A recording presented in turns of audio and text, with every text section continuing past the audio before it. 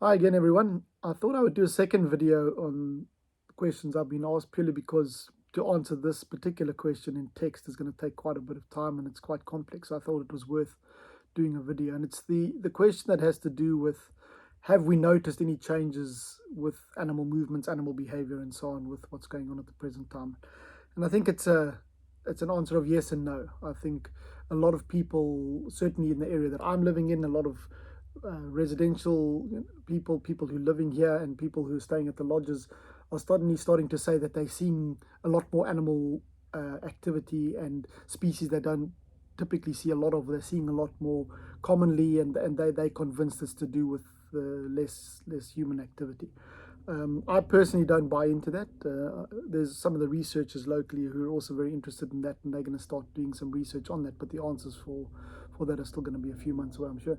But I personally think it's more a function of having more time on your hands now to actually, appreciate the world go by. Everybody's contemplating life and survival and all the other things, and you're now suddenly sitting out in your patio enjoying every day and every sunset and every sundowner, and I'm sure the sundowners have a lot to do with this. You start to see a lot more things moving around, little animals and so on, and it gives you that idea that there's more. And I think we're appreciating things more, but I don't really think there's more animals, um, and certainly not.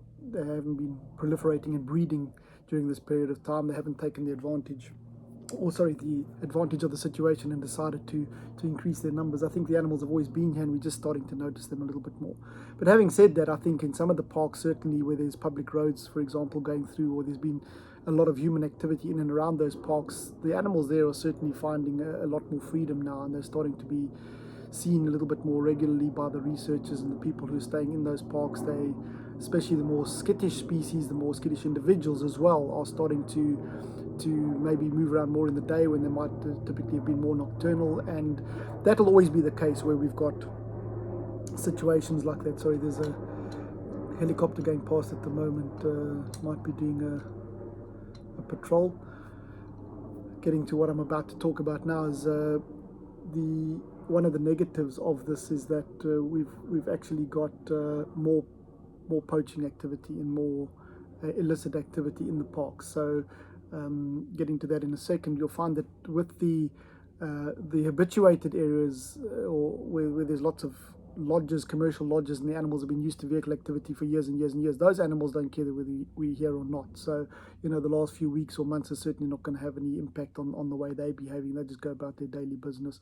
Um, and so we're talking about the big cats in particular, the animals that the lodges follow day to day. But that's principally in the low density vehicle areas. I don't think there's been any change there. But what has happened, as I've just said, is that with the closure of tourism, what we've seen is that the parks are now not being patrolled as much. We don't have vehicles out. So simply just going out on a game drive means that there's a human presence, which deters poaching, deters illegal activity. And with all the parks and reserves and lodges being closed up, poachers have seen this as an opportunity to really go in. And we've got two types of poaching. First of all, we've got our syndicate poaching, so the elephant and rhino poaching and pangolins and all the other stuff that people are going for. That's increased. We've seen big spikes in places like the Kruger here, the Okavango Delta of Botswana, where they're now trying to get all the rhinos out because there's massive rates of poaching there. You've got these huge wilderness areas with very little policing, and of course it's almost impossible to protect those areas now. So we are certainly being adversely affected there. And with the amount of those types of incursions and maybe guys shooting and so on, you will find that some animals become a little bit more flighty. So elephants in particular might become, their behavior will change towards people and vehicles. But what we're also finding is that with the lodges closed, we're finding that the people who are very dependent on tourism for survival, the livelihoods of all the staff living in these particular areas, because in Africa, our tourism product is a little bit different to what you have in most other parts of the world, where you've got lots of tourism, but it's urban tourism. You've got cities with hotels and what have you. There, if people are forced to close up, they live off government subsidies or social welfare systems, whatever the case might be, and they don't turn to eating all the animals and the birds in their backyard. Whereas in Africa, our wildlife tourism, lodge-based tourism, is all very remote areas. There's no other form of economic activity. So suddenly now, with all the travel bans, everybody stopped coming here, all those staff have been sent home. If they're lucky, they might be getting something from the companies or the government, but it's not going to last forever. It'll be maybe a month or two, and then suddenly, that finance dries up, and then we've got problems, and they start turning to the land, which is ultimately what they've always done. So now we're going to end up with, or we are ending up with, a lot of subsistence poaching. So the guys are going in, hunting with dogs, with spears, setting wire snares, trying to get some meat for the pot, but the snaring is indiscriminate. So they might inadvertently catch that leopard that used to wow all the visitors at the same camp they work at, and the lion and the wild dog and all the other things. We just a few days ago here had an elephant with a snare. We'll be posting something on that shortly.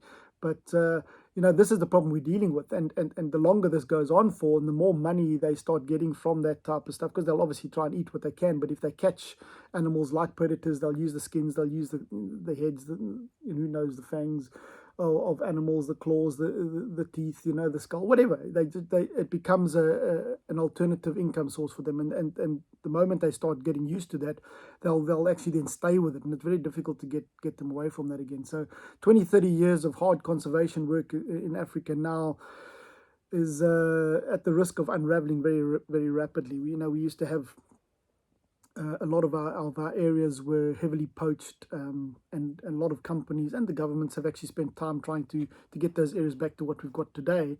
And we risk losing that now, because those peoples could, within the space of a few short weeks or months, actually decimate wildlife populations there again. Poachers will come in, and that is a big concern for us, and that's certainly what we're seeing as a negative. We've got resources are very, very stretched at the moment. The government's certainly not putting any money into looking after a lot of the wildlife resources. They're busy focusing more on people and healthcare and that type of thing. So we're between a rock and a hard place. You want something for tourists to come back to. You've got to have a wildlife resource to show them. But at the moment, we're at risk of losing that, because we don't have the right resources to actually protect them in a time when we actually need additional resources. There's a hell of a lot more poaching. We've also got the risk of with the primates, which I mentioned in the previous post, of losing small populations, highly threatened populations, and we've got the risk of COVID with people having to stay on those reserves as well. So it's very much a catch-22. So have we seen changes? Yes. Has this pandemic been a game changer for the tourism industry in Africa? Certainly, it's been a massive change.